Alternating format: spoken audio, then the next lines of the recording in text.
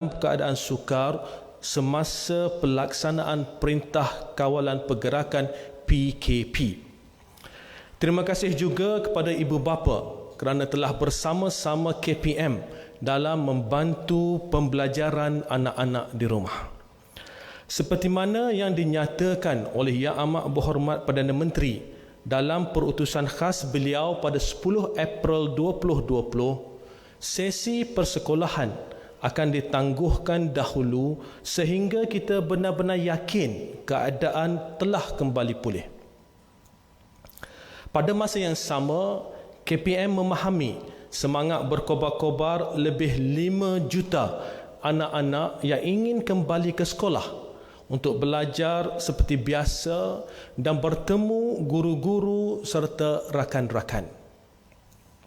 Kami juga memahami kebimbangan ibu bapa tentang keselamatan dan kesihatan anak-anak apabila sekolah dibuka semula. Menyedari bahawa isu persekolahan ini melibatkan hampir setiap lapisan masyarakat, KPM telah mengadakan beberapa sesi perbincangan bersama Esko Pendidikan Negeri, wakil daripada Majlis Agama Islam Negeri, pengarah pendidikan negeri, pegawai pendidikan daerah, gabungan majlis pengetua serta guru besar, persatuan ibu bapa dan komuniti, pengusaha sekolah swasta, antarabangsa dan pusat bahasa, guru, pertubuhan bukan kerajaan NGO dan persatuan yang berkaitan dengan pendidikan. Kami juga telah mendapatkan pandangan daripada ibu bapa dan guru melalui pelbagai saluran. Selain itu, KPM telah mengadakan perbincangan secara mendalam dengan Kementerian Kesihatan Malaysia KKM dan Majlis Keselamatan Negara MKN berkaitan dengan pembukaan semula sekolah. Kami mengucapkan terima kasih atas keprihatinan, pandangan dan cadangan yang telah diberikan oleh pihak-pihak yang disebut tadi.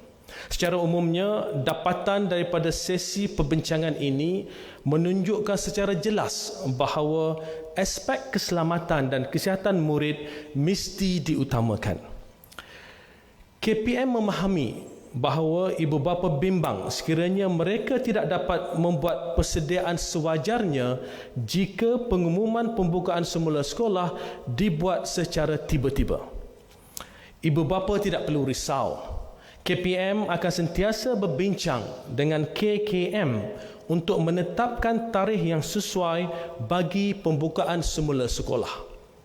KPM akan mengumumkan tarikh pembukaan sekolah sekurang-kurangnya 2 minggu sebelum sekolah dibuka. Keputusan untuk membuka semula sesi persekolahan ini hanya akan dibuat apabila kita benar-benar yakin keadaan telah kembali pulih. Pada peringkat ini, pembukaan sekolah hanya melibatkan kelas peperiksaan awam iaitu Sijil Pelajaran Malaysia SPM, Sijil Vocational Malaysia SVM, Sijil Tinggi Persekolahan Malaysia STPM, Sijil Tinggi Agama Malaysia STAM dan peperiksaan antarabangsa yang setara.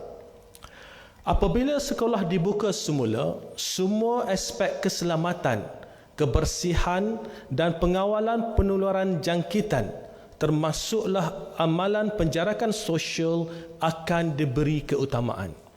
KPM telah menyediakan garis panduan pengurusan sekolah pasca PKP yang mesti dirujuk oleh pihak sekolah dan ibu bapa bagi memastikan pengurusan sekolah berjalan lancar dan pengajaran dan pembelajaran berlaku dalam keadaan selamat. Calon-calon peperiksaan SPM, SVM, STPM dan STAM pastinya tertanya-tanya sama ada terdapat perubahan kepada tarikh peperiksaan mereka. KPM ingin memaklumkan bahawa tarikh peperiksaan SPM dan SVM akan ditunda kepada suku pertama tahun 2021. Untuk calon STPM, Tarikh peperiksaan semester kedua diubah kepada bulan Ogos 2020, manakala peperiksaan semester ketiga akan diadakan dalam suku pertama 2021. Peperiksaan STAM juga akan diadakan pada suku pertama tahun 2021. Menyedari bahawa penundaan tarikh peperiksaan ini akan memberi kesan kepada kemasukan ke peringkat pengajian tinggi, KPM dan Kementerian Pengajian Tinggi KPT telah bersetuju untuk menangguhkan tarikh kemasukan baharu ke institusi pengajian tinggi IPT bagi program asasi, matrikulasi dan peringkat diploma sehingga Julai atau Ogos 2021, manakala program ijazah pada September atau Oktober 2021. Ibu bapa tentu bertanya, bagaimana pula dengan murid-murid yang bakal menduduki peperiksaan UPSR dan PT3 tahun ini? KPM ingin memaklumkan bahawa ujian penilaian sekolah rendah UPSR dan pentaksiran tingkatan 3 PT3 bagi tahun 2020 dibatalkan. Pembatalan UPSR tidak akan menjejaskan penilaian terhadap tahap penguasaan murid setelah mengikuti pendidikan peringkat rendah kerana penilaian boleh dilakukan dengan pelbagai kaedah lain. Memandangkan keputusan UPSR dijadikan satu daripada kriteria pemilihan untuk kemasukan ke Sekolah Berasrama Penuh SBP, Sekolah Menengah Kebangsaan Agama SMKA, Maktab Rendah Sains Marak MRSM dan Maktab Tentera Diraja MTD, KPM akan memperkenalkan kaedah baharu bagi tujuan ini yang tidak hanya tertumpu kepada prestasi akademik semata-mata. Pembatalan PT3 tidak akan menjejaskan penilaian tahap penguasaan murid di peringkat menengah rendah. Satu kaedah baharu akan diperkenalkan. Keputusan yang diperoleh dari kaedah ini akan dijadikan satu daripada kriteria pemilihan untuk kemasukan ke sekolah-sekolah khusus seperti sekolah berasrama penuh dan sekolah teknik. KPM akan sentiasa memastikan dalam apa jua keadaan pun akses murid kepada pengajaran dan pembelajaran PDP tetap diberi keutamaan. Keputusan ini akan terpakai kepada semua sekolah kerajaan, sekolah bantuan kerajaan, sekolah swasta dan mana-mana institusi pendidikan yang berdaftar dengan KPM. Sekolah yang tidak berdaftar dengan KPM juga disarankan untuk turut mengikuti keputusan ini. Sekali lagi KPM ingin tegaskan bahawa pembukaan semula sesi persekolahan selepas PKP adalah tertakluk kepada perkembangan semasa dan nasihat daripada KKM dan MKN. Sebarang perubahan akan dimaklumkan dari masa ke semasa setelah mengambil kira faktor keselamatan dan kesihatan murid. Bukit sama didaki, lurah sama dituruni, sama-sama kita harungi cabaran ini. Sekian, terima kasih. Ada soalan, silakan. Dr. Azri dari Bernama TV, ada dua soalan daripada saya. Soalan pertama, mungkin boleh Dr. beri jumlah sebenar pelajar yang akan menduduki peperiksaan STPM, SPM pada tahun 2020 akan dituda, dan juga bagaimanakah garis panduan yang diberikan kepada guru buat masa dalam tempoh PKP ini untuk memberikan homework ataupun kerja rumah kepada pelajar, memandangkan ada yang menggunakan secara kaedah printing dan juga internet, tapi ada kekangan di sebalik itu. So mungkin Doktor boleh jelaskan. Terima kasih. Okay, soalan pertama tentang jumlah pelajar. Cadangan yang disebutkan tadi berkaitan dengan kita mulakan sekolah dengan pelajar-pelajar peperiksaan, kelas peperiksaan awam ini akan melibatkan 500,444 orang pelajar, murid. 500,444 orang murid di sekolah-sekolah yang disebutkan tadi. Yang kedua berkaitan dengan pengajaran dan pembelajaran di rumah. Ini kita sedar antara isu yang dihadapi, antara perkara yang sentiasa dibangkitkan di bawah sana, di mana ibu bapa dan guru-guru menghadapi kekangan, terutamanya apabila kita bercakap tentang kelas online. Kelas online ini masing-masing menghadapi kekangan, dan kita dalam garis panduan yang kita berikan kepada guru-guru pada awal PKP tempoh hari, kita telah nyatakan perkara paling penting, prinsip asasnya ialah, pertama sekali, guru perlu mengambil kira kekangan yang dihadapi oleh guru dan kekangan yang dihadapi oleh pelajar dalam menetapkan kaedah mana yang patut diguna pakai dalam menyampaikan pengajaran untuk anak-anak di rumah. Itu paling penting. Kerana apa? Kita sedar bahawa online access ini ada kekangan masing-masing. Ya, kita di kementerian telah mengadakan satu kaji selidik. Kaji selidik melibatkan seramai lebih 670 orang ibu bapa dengan jumlah 670,000 orang ibu bapa dengan jumlah murid hampir 900,000 orang murid, ya, hampir 900,000 orang murid, di mana daripada kaji selidik ini kita dapati bahawa pemilikan hardware ataupun alat-alat ataupun peranti elektronik untuk membolehkan pengajaran dan pembelajaran dilaksanakan di rumah agak terhad. Yang saya bagi contoh, dalam sampel hampir 900,000 orang pelajar ini, hanya 6% yang mempunyai komputer peribadi, 5.76% yang mempunyai tablet, 9% mempunyai komputer riba, dan 46% mempunyai telefon pintar. Selebihnya 36.9% tidak mempunyai sebarang peranti. Tapi kalau kita campur semua persentage itu, dia akan lebih, sebab setengah pelajar ni dia ada lebih daripada satu peranti. Jadi jika kita lihat dalam konteks ini, pengajaran di rumah ini merupakan satu cabaran, ya, untuk pertama sekali ibu bapa yang anak-anak mereka tidak mempunyai peranti, yang kedua akses internet. Sebagai contoh, kalau untuk mereka buka Cikgu Tube, ya, dalam platform yang disediakan oleh KPM, untuk dalam konteks internet yang terlalu perlahan, maka ianya akan mengambil masa yang cukup panjang. Sebab itu, daripada awal kita tekankan pada guru-guru dalam garis panduan yang diberikan bahawa ambil kira kekangan yang dihadapi oleh pelajar-pelajar di rumah dalam menetapkan apakah kaedah yang patut diguna pakai untuk melaksanakan pengajaran dan pembelajaran di rumah. Ada lagi? Silakan. Ya. Baik, YB, saya Kamal dari RTM. Pada permulaan sekali mengenai dengan tadi, ya, difahamkan bahawa PT3 dibatalkan. Ya. Jadi bagaimana, ya, pihak pelajar nanti membuat pilihan untuk jurusan ataupun mungkin silibus pada tingkatan 4 nanti? Soalan pertama. Soalan kedua ialah mengenai maklum balas mengenai dengan saluran pendidikan yang telah pun ke udara sepanjang PKP ini. Bagaimana maklum balasnya? Itu saja. Okey.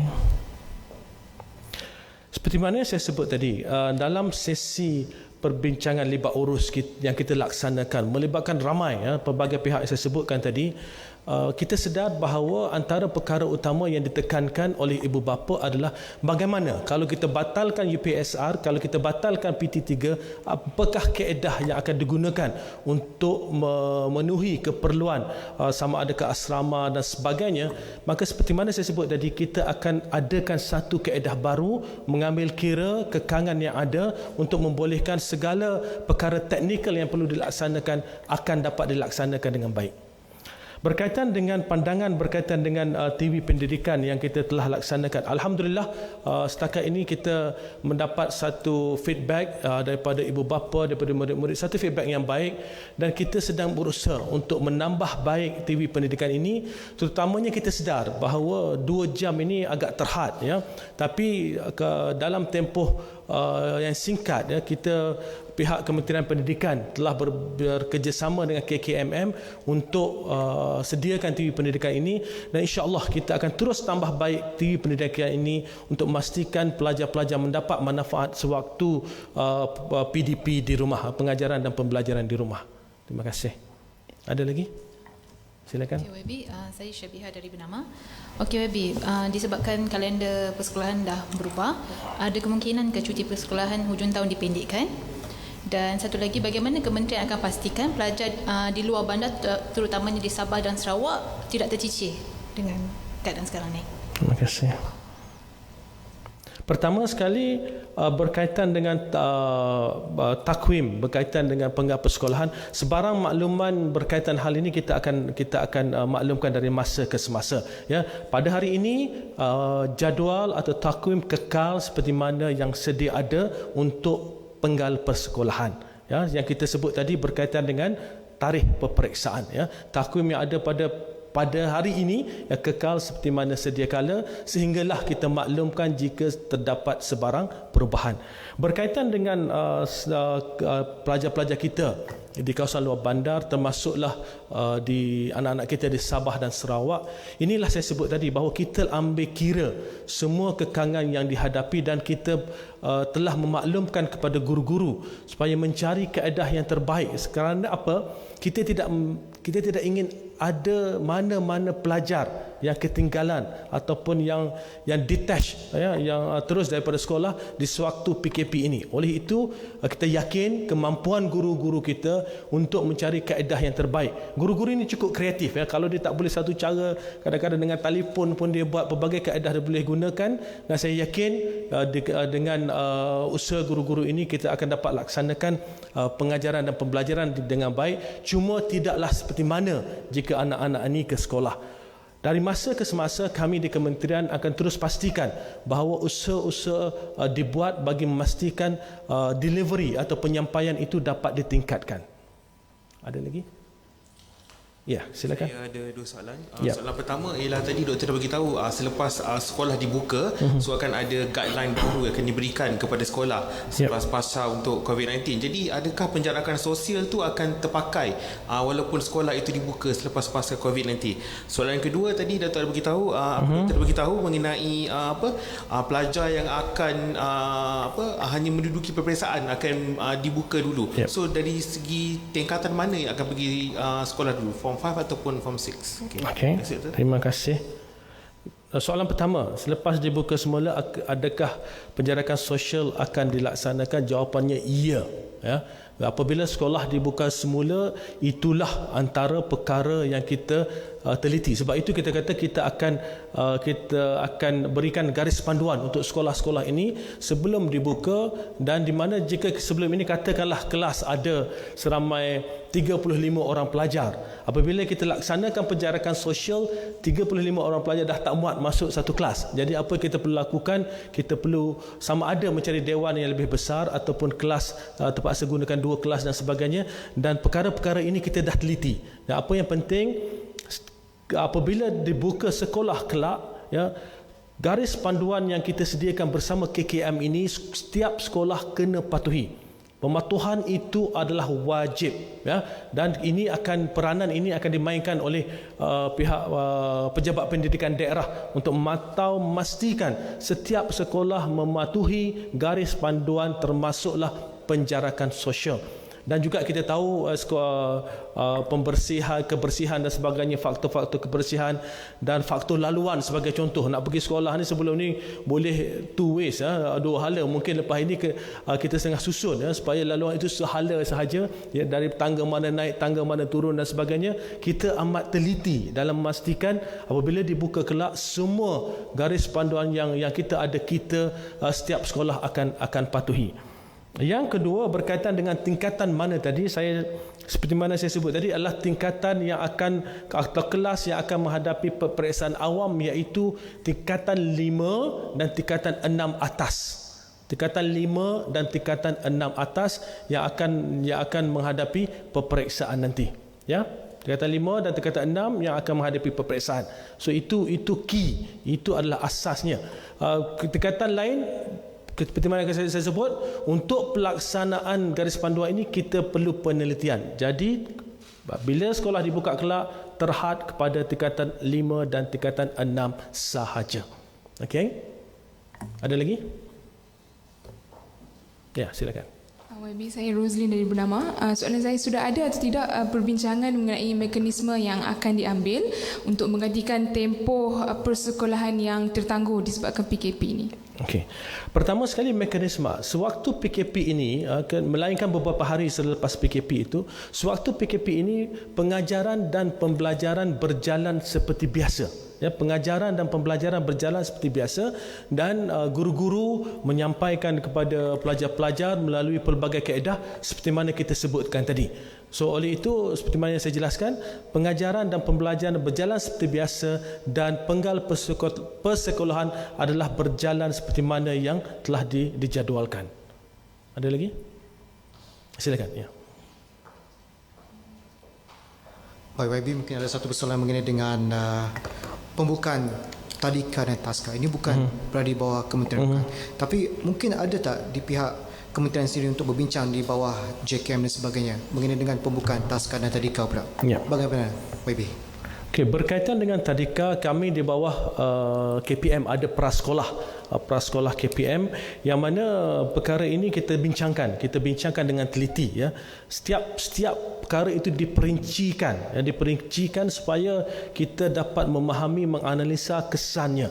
Jadi antara jika kita lihat, ya, fokus kita adalah kepada kelas yang lebih tingkatan yang lebih tinggi, yang mereka boleh sedang lebih mudah untuk dikawal oleh guru-guru. Cabaran utama di peringkat kelas yang tadika ini sebagai contoh adalah kaedah nak lakukan penjarakan sosial. Lama tak jumpa kawan-kawan nak melakukan penjarakan sosial dan sebagainya. Itu merupakan satu kekangan utama. Sebab itu kita kata tadi, apabila sekolah dibuka, bila dah ditetapkan tarikh bila sekolah dibuka, yang pergi dahulu adalah pelajar tingkatan 5 dan pelajar tingkatan 6. Okey? Ada lagi? Silakan. Soalan saya tahun hadapan, untuk tahun ini Form 5 akan duduk untuk tahun hadapan punya exam kan? Yep. Okay. Jadi ada tak pertidihan kelas di antara Form 4 sekarang untuk yang tahun depan? Okey, terima kasih. Itu satu soalan yang baik, ya. Seperti mana saya kata tadi, kita meneliti, kita ni dalam COVID crisis ni kita bergerak hari ke hari, ya. Kita tak boleh nak predict, tak boleh nak jangka masa depan berbulan-bulan. Kita bergerak daripada hari ke hari meneliti dan melihat sesuatu perkara itu, dan oleh yang demikian kita akan terperincikan bagaimanakah kaedah yang terbaik apabila masuk tahun baru, tahun hadapan, bagaimanakah apabila pelajar tingkatan 4 ini akan masuk tingkatan 5 dan sebagainya. Kita akan perincikan hal tersebut, dan sekarang ini kita telah ada pelbagai option yang kita sedang pertimbangkan. InsyaAllah apabila sampai masanya saya akan umumkan kelak. Okey, ada lagi? Macam mana? Ya, perkara yang sama berkaitan dengan pelajar tingkatan 6, ya, yang rendah, yang masih peringkat awal, yang perlu menduduki peperiksaan seterusnya. Jadi kita teliti sebab kita tahu apabila kita lambatkan satu penggal maka akan berlaku pertindihan. Tapi banyak kaedah yang kita boleh laksanakan. Cuma buat masa ini, manakala tempoh itu masih ke depan dan masih lagi banyak ketidaktentuan, jadi kita akan perincikan kemudian, dan kita telah ada berbagai option yang kita pertimbangkan. Apa sahaja yang option yang kita adakan atau kita pilih, KPM, ya, ini KPM ingin menegaskan bahawa pelajar-pelajar kita akan pastikan setiap pelajar yang akan menduduki peperiksaan itu mendapat ruang secukupnya untuk mereka membuat persediaan sebelum mereka menduduki peperiksaan masing-masing. Itu penting, ya. Kita sedar kekangan yang ada, kita akan pastikan ruang itu ada, peluang untuk pelajar-pelajar itu memenuhi apa sahaja yang diperlukan sebelum menduduki peperiksaan itu, sama ada dari segi kurikulumnya ataupun apa-apa perkara berkaitan dengan kurikulum. Dalam konteks persediaan untuk peperiksaan, kita akan pastikan pelajar-pelajar ini mempunyai ruang untuk bersedia sebelum menduduki sebarang peperiksaan. Okey? Ada lagi? Ya, silakan. Itu soalan tanya saya. So ada yang bertanyakan bagaimana pula dengan ujian penilaian kelas KAFA UPKK. Okey, sebab itu saya sebut tadi dalam konteks libat urus, saya dah berbincang dengan semua kerajaan negeri, dengan majlis agama, khususnya berkaitan dengan ujian kafar dan sebagainya, dan kita tekankan bahawa sekiranya keputusan kita untuk membatalkan UPSR, maka negeri-negeri pada secara umumnya bersetuju bahawa mereka akan mengambil langkah yang sama. Apa yang penting sekarang adalah keselamatan anak-anak. Keselamatan anak-anak. Anak-anak ini masih kecil, ruang mereka untuk menamatkan pengajian ini jauh lagi. Jadi kita utamakan keselamatan anak-anak untuk memastikan supaya pelajar-pelajar ini terlindung. Pelajar-pelajar UPSR, untuk makluman semua, hampir 450,000 orang. Ini bukan sikit, bukan sikit. Ini pelajar-pelajar ni jumlah yang besar, hampir 450,000 orang di seluruh negara. Jadi kita ingin pastikan bahawa risiko jangkitan kepada satu jumlah yang besar ini dapat diminimumkan. Okey? Ada lagi? Yes, silakan. Baik YB, negara menghadapi krisis penularan wabak COVID-19. Pastinya banyak perkara yang berubah, khususnya dalam pembelajaran dan juga pengajaran. Jadi pada peringkat ini, bagaimana kementerian melihat prestasi pelajar-pelajar yang akan menghadapi peperiksaan besar ini? Bagaimana mungkin guru-guru atau sekolah ingin melihat ataupun memantau prestasi setiap pelajar-pelajar ini untuk memastikan kita boleh mencapai prestasi kualiti pendidikan yang baik, mungkin sebaik sebelumnya ataupun lebih baik berbanding tahun-tahun sebelumnya. Pandangan kementerian. Terima kasih. So itu antara pertimbangan kita apabila kita membuat keputusan untuk menunda peperiksaan ini, kerana kita ingin pastikan bahawa mereka mendapat ruang secukupnya dan ruang yang sebaiknya. Sebab itu dari masa ke semasa kita telah maklumkan kepada guru-guru supaya guru-guru terus menambah baik kaedah pengajaran dan pembelajaran untuk anak-anak atau untuk murid yang berada di rumah pada waktu ini. Jadi di peringkat awal memanglah PKP ini tidak pernah berlaku dalam sejarah. Ini merupakan satu kejutan bukan saja pada sistem persekolahan tetapi kepada seluruh negara. Jadi sebab itu kita lihat pada peringkat awalnya masing-masing mengambil sedikit masa untuk menyesuaikan diri. Dan saya yakin apabila beberapa usaha ini telah dilaksanakan secara berterusan, maka guru-guru sendiri akan nampak ruang-ruang atau peluang-peluang yang boleh digunakan untuk meningkatkan kualiti penyampaian kepada pelajar-pelajar, untuk memastikan bahawa pelajar yang berada di rumah, anak-anak yang berada di rumah mendapat yang terbaik. Ada lagi? Ada? Terima kasih. Assalamualaikum warahmatullahi wabarakatuh.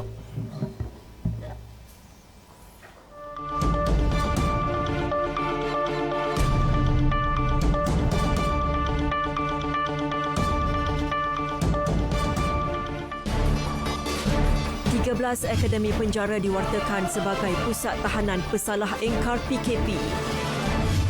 Yang di-Pertuan Agong berkenan mengadakan sesi pra-kabinet hari ini. Laporan penuh dan banyak lagi dalam Berita Wilayah.